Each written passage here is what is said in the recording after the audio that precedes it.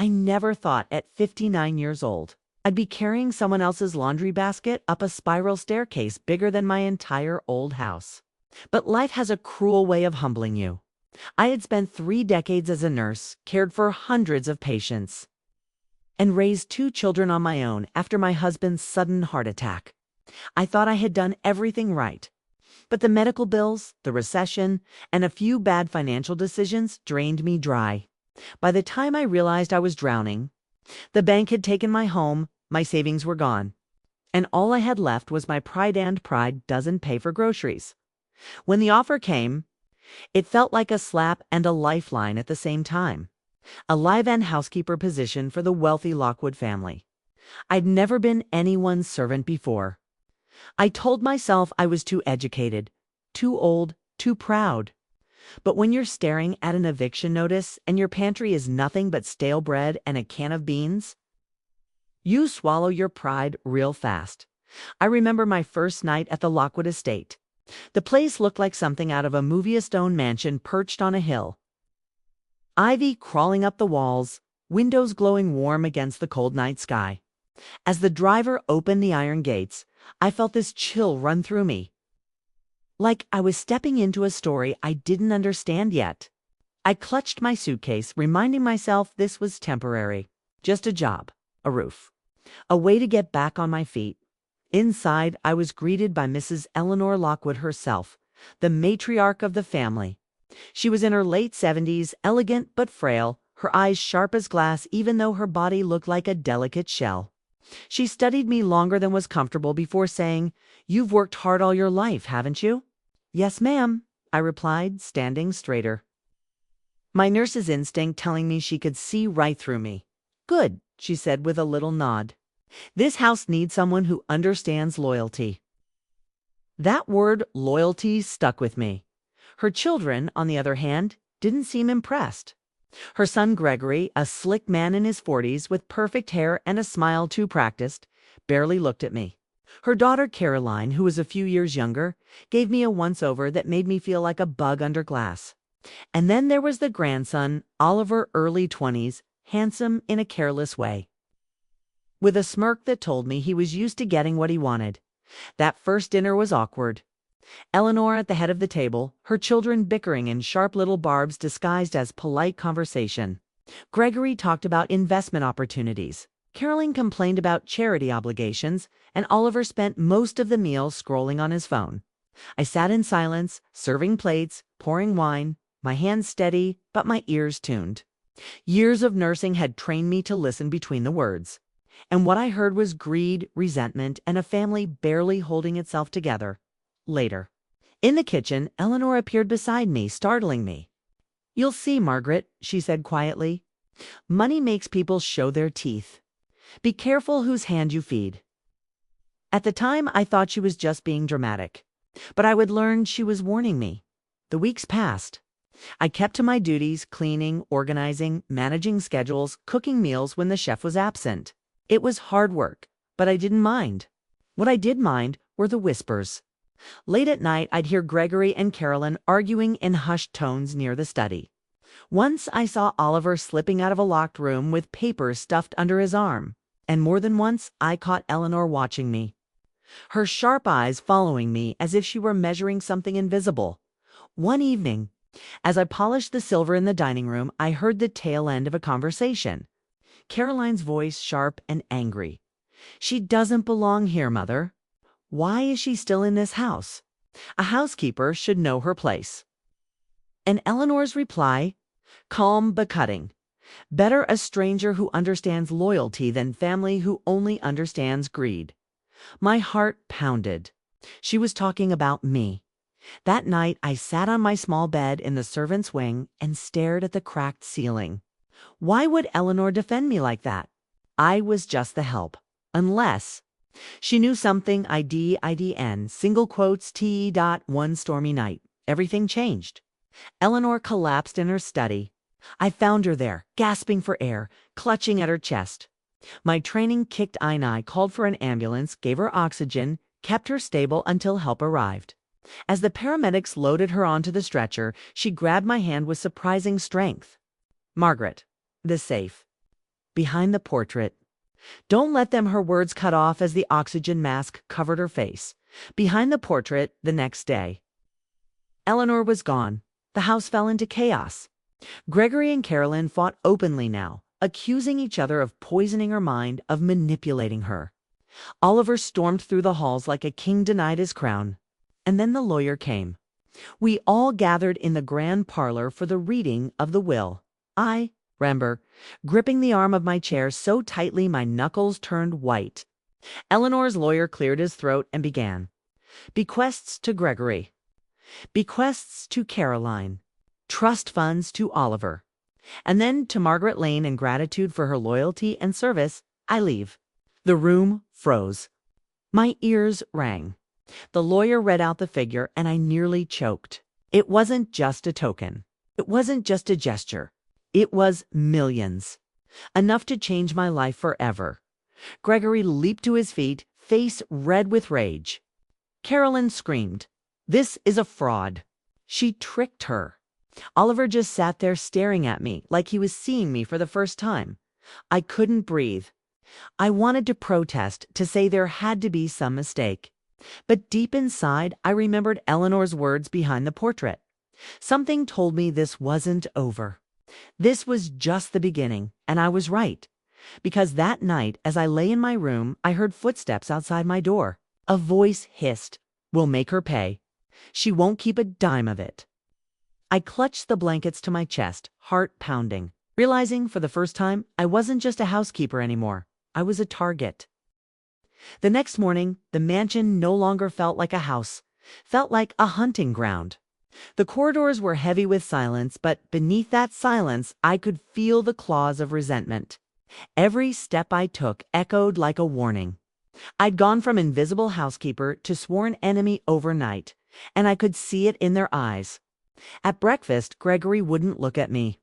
His knife scraped violently across his plate, metal on porcelain, making my skin crawl.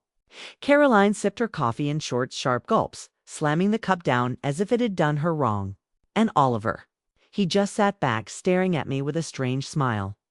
That smile unsettled me more than their open hostility. Finally, Gregory broke the silence. "You think you've won, don't you?" His voice was low, like a snake preparing to strike. "I never asked for any of this," I said carefully. "Then give it back," Carolyn snapped. Her eyes were wild, her lipstick smeared from biting her own lip. "That money belongs to this family." I set my fork down and looked at them. It was Mrs. Lockwood's choice, not mine. She was manipulated. Gregory barked. "You must have whispered in her ear. Taken advantage of an old woman. Don't think we won't challenge this in court." I stayed calm, though inside I was shaking. "You're free to do whatever you think is right. But I have nothing to hide." Caroline leaned across the table, her voice sharp as glass. "You won't last a week, Margaret. Not in this house." Later that day, I decided to follow Eleanor's last words, the safe behind the portrait. When the house was empty, I slipped into the study.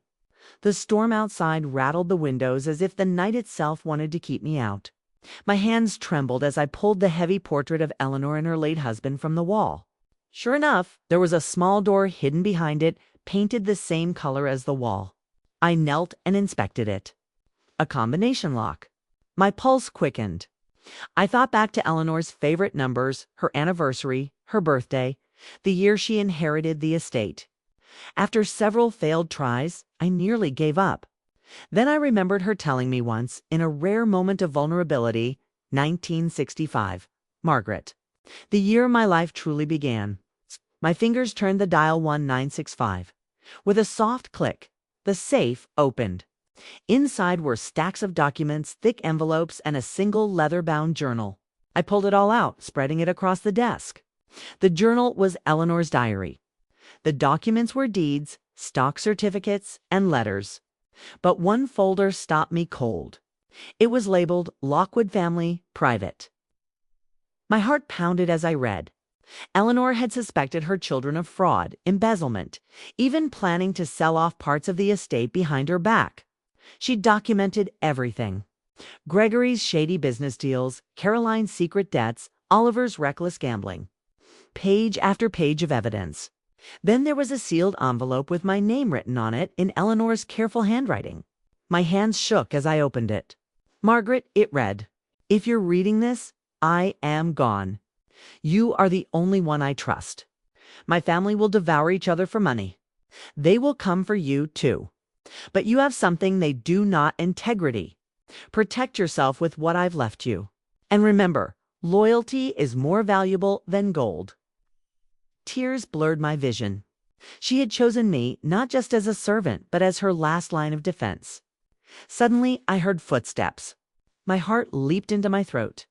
I shoved the documents back into the safe, slipped the letter into my apron, and spun the dial shut just as the door opened. Oliver stood there, leaning against the frame, that smirk plastered on his face. "What are you doing in here, Margaret?" I forced a smile. "Dusting. The storm rattles the frames. Mrs. Lockwood liked them kept straight." He stared at me for a long, tense moment. "Careful. My grandmother trusted to Isolde. Don't think you can replace her." Then he left, but not before glancing at the portrait on the wall. That night I barely slept. Every creak in the hallway sounded like danger creeping closer, and I was right to be afraid. The next morning I found my room ransacked. Drawers pulled out, clothes thrown everywhere, even my old locket pried open and left broken on the floor. Someone had searched my things. They were looking for the envelope. At breakfast, Caroline smirked at me. "Rough night?" I clenched my jaw. They wanted to intimidate me, to scare me into leaving. But I had survived harder storms. I had raised 2 children on nothing but grit and determination. I wasn't going to let this family bully me out of what Eleanor had entrusted me to protect. Days blurred together in a haze of hostility. Gregory hired a lawyer and began the process of contesting the will. Caroline spread rumors among the staff that I had seduced Eleanor into leaving me the fortune. Oliver prowled the halls like a predator, watching me with those calculating eyes. And then, one evening, I found something chilling. A bottle of wine left outside my room with a note for your troubles. From a friend. The handwriting was sloppy, but the meaning was clear. When I poured a glass and took a cautious sniff, my stomach dropped. Years of medical training made me recognize it immediately: the faint almond scent of cyanide. They weren't just trying to scare me anymore. They wanted me gone permanently. I poured the poisoned wine down the drain, my hands shaking, and flushed the bottle down the garbage chute. Then I sat on my bed, staring at the ceiling, realizing I was living in a nest of vipers. But they had underestimated me. I wasn't the same woman who had come here desperate and broken. I was stronger now. And if they thought I'd hand over Eleanor's fortune or my life without a fight, they were gravely mistaken. When you've spent your whole life cleaning up other people's messes, you learn to pay attention to the smallest details. A smudge on a mirror. A stain hidden under a rug. Lies tucked neatly between polite words. The Lockwoods thought I was just a housekeeper. Invisible, replaceable, but invisibility can be a weapon too. They didn't know that every time they underestimated me, they were feeding the fire inside me. The day after the poisoned wine incident, I moved carefully through the house, my mind working faster than my hands. They wanted me scared. They wanted me gone. But I wasn't going anywhere. I had Eleanor's evidence. I had her trust. And most importantly, I had nothing left to lose. Still, I needed an ally. That afternoon, I walked into the small town nestled just beyond the iron gates of the Lockwood estate. Main Street was quiet, dotted with antique shops and diners where gossip traveled faster than the wind. I went straight to an old bookstore owned by Harold Green, a retired detective who'd worked in the city before moving back here.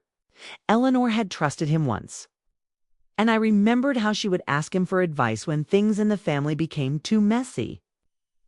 Harold was in his late 60s, gruff but sharp-eyed, with a mind like a steel trap. When I told him what had happened, the inheritance, the hostility, the attempted poisoning, he leaned back in his chair and let out a low whistle. "Sounds like you've stepped into a nest of rattlesnakes." "Margaret," he said. "I need help," I admitted. "I don't know how far they'll go, but I have documents. Proof of fraud, blackmail, secrets Eleanor kept hidden. Harold rubbed his chin. If what you're saying is true, you've got enough to bring them down. But you need to play this smart. Don't let them know what you have until it's too late. That was exactly what I needed to hear.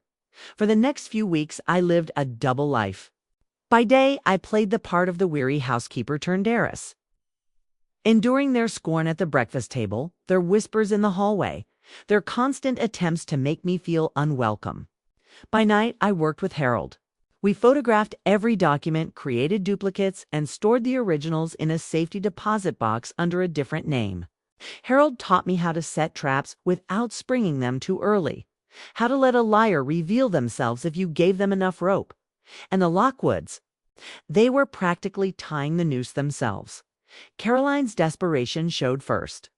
I overheard her on the phone one evening, whispering in the study about unpaid debts.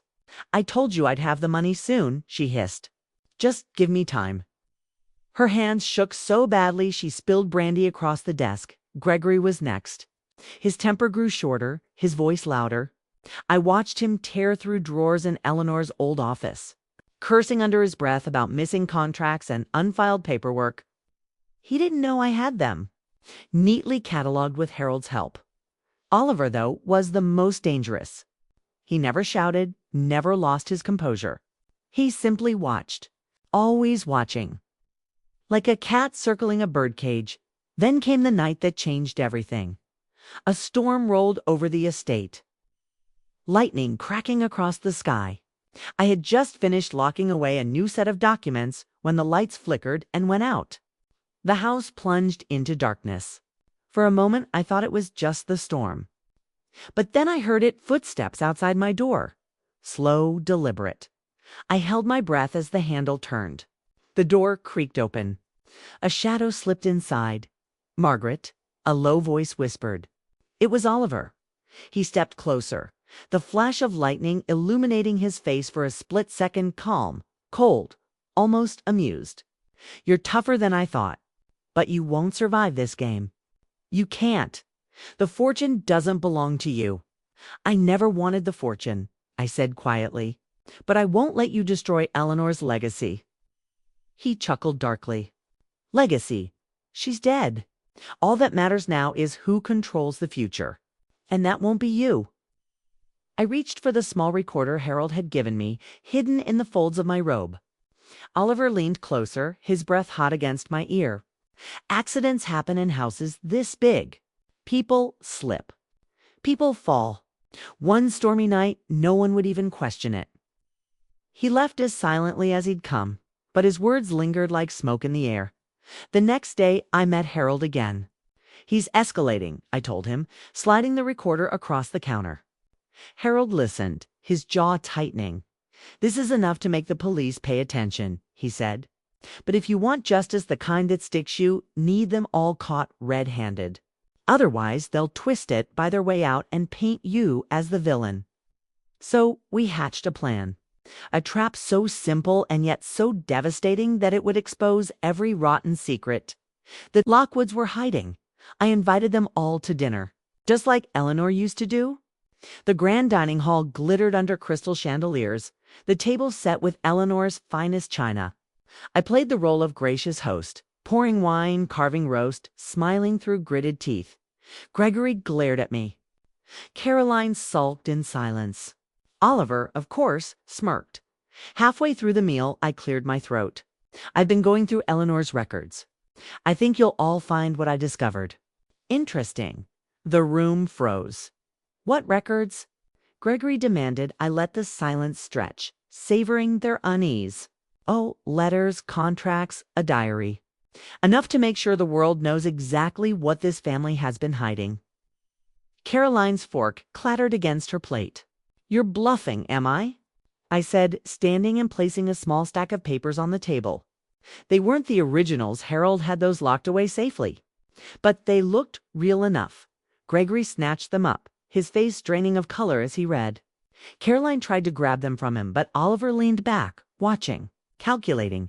"You don't know what you're playing with," Gregory snapped, slamming the papers down. "You'll regret this."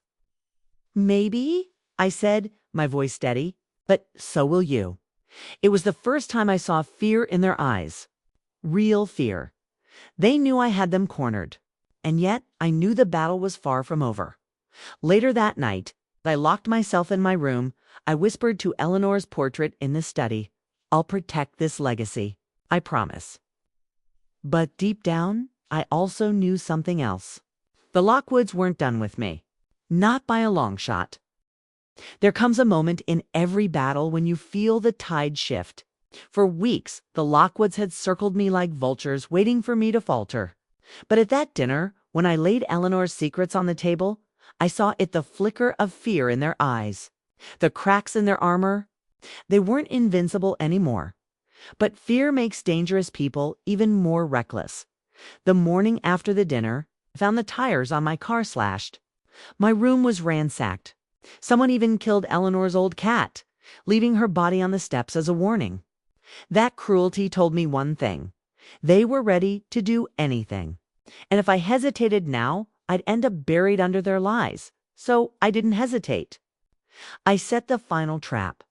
Harold and I had spent weeks gathering not only documents, but witnesses, people the Lockwoods had wronged. A groundskeeper unpaid for years. A secretary blackmailed into silence. A former business partner ruined by Gregory's fraud. With Harold's connections and Eleanor's files, we built a case so airtight it could choke a bull. All we needed was the perfect stage. I announced a family gathering in Eleanor's honor. I said I wanted to read a final letter of hers aloud. They couldn't resist. Greed and curiosity pulled them in. That evening, they arrived one by one, dressed in black, pretending to mourn while their eyes darted to the silver urn on the mantel. Caroline sat stiffly, her diamonds flashing under the chandelier. Gregory paced, muttering curses. Oliver Combe as ever sat across from me. His lips curved in that familiar smirk. I stood at the head of the table holding an envelope.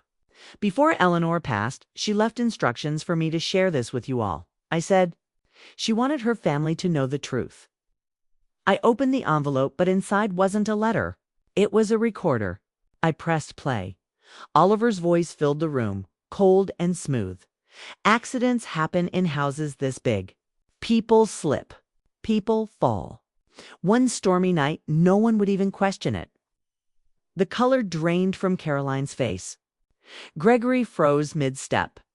Oliver's smirk faltered for the first time, and then, from the shadows of the hall, Harold stepped forward with two uniformed officers behind him. "You?" Gregory roared, pointing at me. "You set us up." I looked him dead in the eye. "No, Gregory. You set yourselves up. All I did was shine a light." The officers moved quickly. Gregory shouted. Caroline wept. Oliver stayed eerily silent as they were each read their rights. The evidence Harold had gathered, the contracts, the witness testimonies. The recordings was enough to shatter every illusion they'd built as they were let out. Caroline turned to me, her face streaked with tears. "You were nothing but a servant. How could you take this from us?" I held her gaze. "I didn't take anything. Eleanor gave it to me because she saw what you truly were. And now the world does too." When the door slammed shut behind them, the house felt different, lighter, for the first time since Eleanor's death. I could breathe, but my victory wasn't about money or mansions. It was about survival, about proving that even a housekeeper, someone invisible in the eyes of the wealthy, could outwit them with nothing but grit, wisdom, and courage. The town buzzed for months about the Lockwood scandal.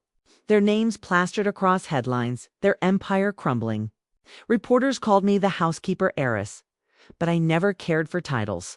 I sold the estate piece by piece, donating much of it to charities Eleanor supported quietly in her lifetime. As for me, I started small. I opened a community kitchen in town, teaching women my age how to cook, budget, and build skills to support themselves. Some of them were widows, some divorced, some abandoned. All of them survivors, just like me. One afternoon, a woman about my age came in, tears in her eyes. Her husband had left her penniless, and she didn't know where to start. I put my arm around her shoulder and said, "You start here, with yourself. Everything you've learned, everything you've endured, it's not wasted.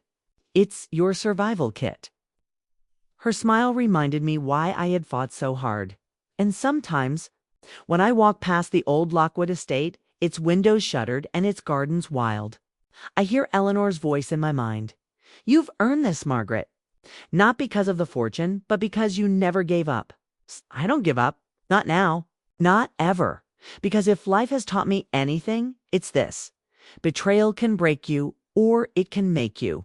And if you're watching this, listening to my story, I want you to remember you're stronger than you think.